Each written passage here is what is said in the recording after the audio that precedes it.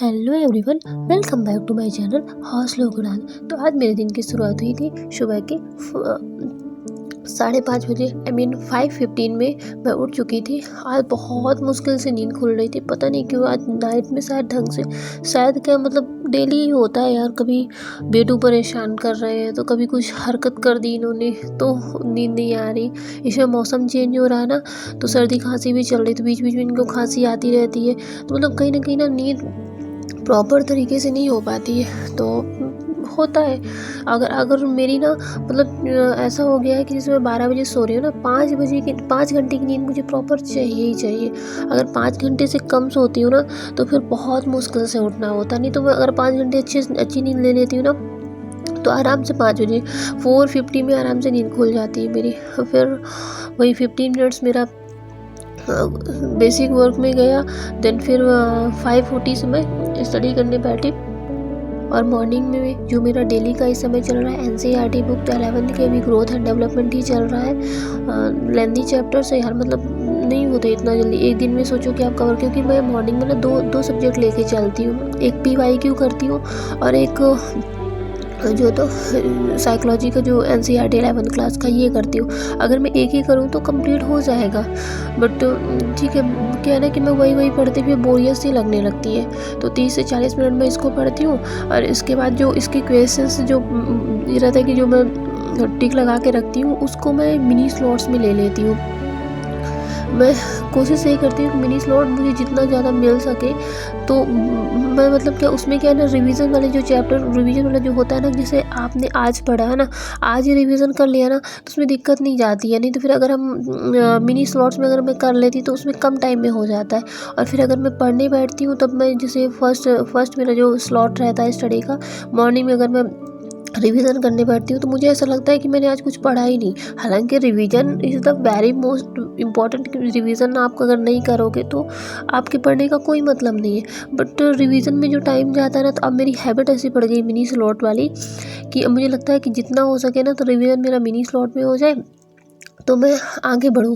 मतलब ये दिखता है ना कि हाँ थोड़ा सा आगे बढ़ गए, है ना। नहीं तो क्या होता है कि जैसे हमने रिवीजन किया तो 15 मिनट में रिवीजन में चला गया, उसके बाद 15 मिनट बचा तो 15 मिनट में हमने आगे कितना पढ़ा कुछ समझ में नहीं आता कि हम कितना ज़्यादा पढ़ लिए, है ना। ऐसा लगेगा जैसे थोड़ा सा ही तो पढ़ा है।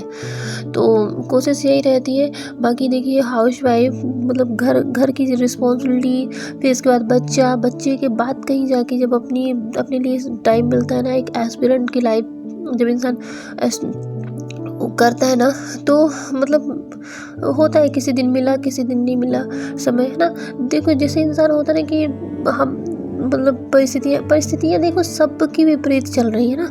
जब आप सबसे मेन ये लाइन आपने पढ़ी होगी ना, जब आप स्ट्रगल कर रहे होते ना उस वक्त ना कोई आपके साथ नहीं होता, है ना।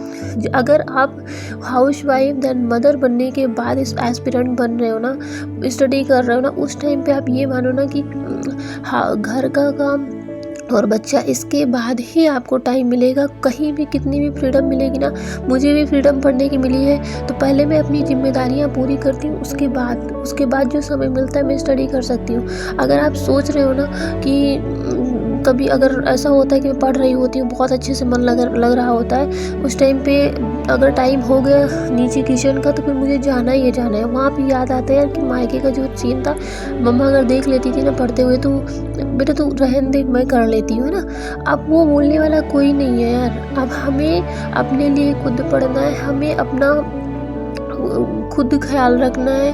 मतलब खुद को बोलना है कि बेटा तू पढ़, है ना। माँ बोलने वाली नहीं है, कोई करने वाला नहीं है। हमें अपना भविष्य खुद बनाना है। कोई माता पिता हमारे आगे हमें नहीं बोलेंगे कि बेटा तेरा भविष्य गर्त में जा रहा है, तुझे पढ़ना है ना। इसलिए खुद सक्षम बनो, खुद के लिए खुद स्टैंड लो, यही सबसे बेस्ट है और कुछ नहीं है। क्योंकि बहुत बार मुझे ऐसा रियलाइज़ होता है ना कि मैं पढ़ रही होती हूँ, मेरा मन लग रहा होता है उस टाइम पे, फिर ये तो बच्चे की जिम्मेदारी आ गई, या तो फिर किचन। मॉर्निंग टाइम ना बहुत बार मुझे ऐसा फील होता है कि यार थोड़ा सा कोई कर देना तो मैं पढ़ लेती हूँ, लेकिन वो टाइम ना मुझे हेल्प मिलती है, ऐसा नहीं है।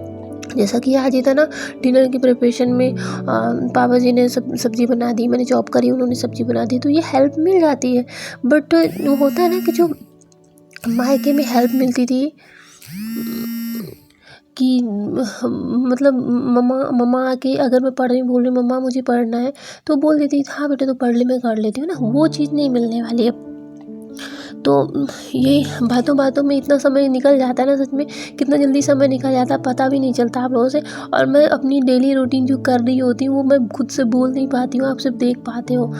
और हाँ, मेरी सब्सक्राइबर प्रतिमा का कहना है कि PYQ के लिए तो डियर मैं आपको बता दूं, गूगल में आप जाओगे उसमें सर्च करोगे MPSV वर्ग 3 PYQ प्री एग्ज़ाम 2025, तो उसमें ना आ जाएगा, है ना। फिर उसके बाद आप उसमें क्लिक करोगे जैसे ही, तो ये सर्च करोगे जो फर्स्ट में आएगा तो उसमें क्लिक करना, ओल्ड क्वेश्चन पेपर में। तो जैसे ही आप उसमें क्लिक करोगे ना तो उसमें आएगा primary school teacher eligibility test 2024। जैसे मैं अभी 2024 का लगा रही हूँ, तो आप उसमें क्लिक करोगे तो आपके सारे क्वेश्चन पेपर आ जाएंगे। आई होप कि आपको समझ में आ गया होगा। अगर अभी भी समझ में नहीं आया होगा तो बताइएगा, फिर मैं वीडियो बना दूंगी। मैं कोशिश ये कर रही हूँ कि आपको ऐसे ही समझ में आ जाता, क्योंकि देखिए फिर अलग से इसके लिए वीडियो बनाना आपको लगेगा कि ये 2 सेकंड का काम है, पर सच में आप भी एक मदर होंगी, हाउस वाइफ है, समझ पा रही होंगी मेरी फीलिंग्स को कि बहुत डिफ़िकल्ट होता है। अब सोचिए कि मतलब एक मैं कंटेंट क्रिएट इसलिए कर रही हूँ क्योंकि ये मेरी हॉबी है, मुझे अच्छा लगता है, मुझे अपनी जर्नी अपनी मेमोरी को सेव करना अच्छा लगता है। इस वजह से मैं इसे छोड़ नहीं पा रही हूँ, मैं इसे कर रही हूँ कंटिन्यू। बाकी सच्ची में बहुत मुश्किल से समय निकलता है, पर हाँ ये ज़रूर कहूँगी कि आपको अगर 1 घंटे ही समय मिलता है लेकिन कंटिन्यूटी बना कर रखिए ना, तो सच बता रही हूँ आपको अपनी मंजिल पाने से कोई समय ज़रूर लगेगा। आप ये नहीं कहती हूँ कि आप 1 साल में सफलता मिल जाएगी, बेशक 2 साल 3 साल लग जाए, पर अगर उस निरंतरता के साथ आप प्रयास करती रहेंगी ना, कभी भी ऐसा नहीं होगा कि आप पास नहीं होंगी, आप अपनी मंजिल तक नहीं पाएंगे। पर हाँ इसका ज़रूर ध्यान रखना कि आप ब्रेक मत होने देना, क्योंकि ब्रेक होने के बाद जब रीस्टार्ट करते हैं ना उसके लिए बहुत मेहनत लगती है। रीस्टार्ट आप जब आप करते हो ना तो मतलब नहीं होता यार, उस समय आप अपने आप को समझ लो कि आप फेलियर ही हो, है ना। इसलिए रीस्टार्ट आप तब करो ना कि एक बार अगर आपने रीस्टार्ट कर दिया है ना तो पीछे मुड़कर मत देखो, आप कंटिन्यू लगे रहो। देखिए आपने मुझे भी देखती हैं, डेली 5 घंटे का टाइम नहीं मिलता, लेकिन कोशिश डेली जारी रहती है। कभी 4, कभी 4:30 से कभी 5 तक भी पहुंच जाती हूँ, फिर कभी उतर कर फिर वही 1.5 घंटे 2 घंटे में आ जाती हूँ, लेकिन हार नहीं मानती, है ना। कंटिन्यूटी बना कर रखती हूँ। अगर आप जैसे मान लो कि हमने सोचा ना कि अरे 5 घंटे की जगह 1.5 घंटे ही मिल रहा है, हम निराश होकर बैठ जाए, तो हम उस 1.5 घंटे को भी नहीं पढ़ेंगे ना। दूसरे दिन आप ये मान के चलो कि आज हमने 1-1.5 घंटे का समय बर्बाद कर दिया ना, दूसरे दिन हम बिल्कुल भी नहीं पढ़ेंगे, है ना। रीस्टार्ट की नौबत आ जाएगी हमारी, और रीस्टार्ट भी नहीं कर पाएंगे, हफ्ते लग जाएंगे। और वो जो 1 वीक का समय जो हमारा बर्बाद हुआ ना, तो आप ये मान के चलो कि ऐसे एक-एक दिन 1-1 हफ्ते अगर हमारे बर्बाद होंगे तो हम कैसे मंजिल को पाएंगे। इसलिए मैं ज़रूर कहूँगी छोटे-छोटे कदमों के साथ शुरुआत करिए, पर डेली करिए, हर दिन पढ़िए।